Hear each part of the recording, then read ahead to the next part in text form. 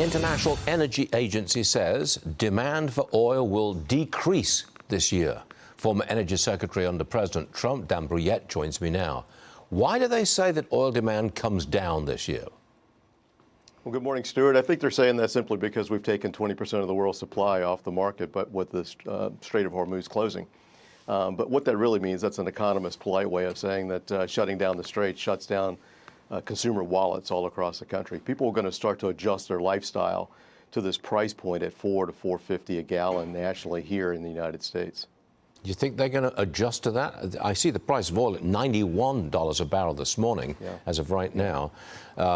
Before the war started, $91 a barrel would give you maybe $3.90, $3.95 on a gallon of gas. I mean, you think he's going to get below $4 pretty soon?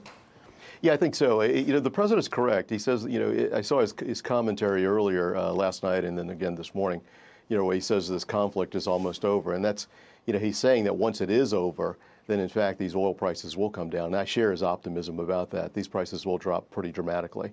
But the scorecard here, Stuart, is the Strait of Hormuz.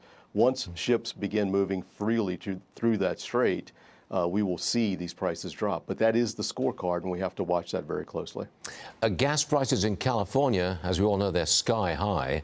Democrat Ro Khanna reportedly is introducing a bill to stop U.S. gas exports. However, let's not forget when he said this about climate.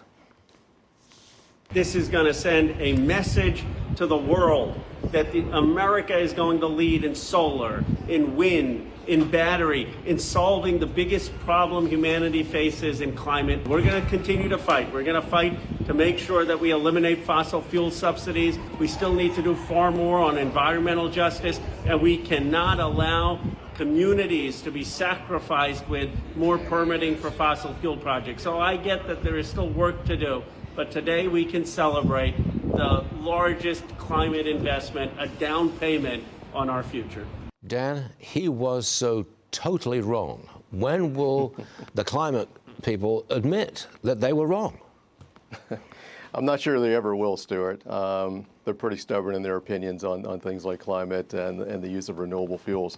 But look, I think what the congressman is trying to do is just dead wrong. It's just absolutely wrong. His problem is not U.S. exports of refined products like gasoline and diesel. His problem's in Sacramento. It's low carbon fuel standards, it's cap and trade policies, all implemented by the state government of California, and that's why they pay 75% more than the national average. They'll wake up one day. Dan Brouillette, thank you very much for joining us. Always appreciate it. Thank you.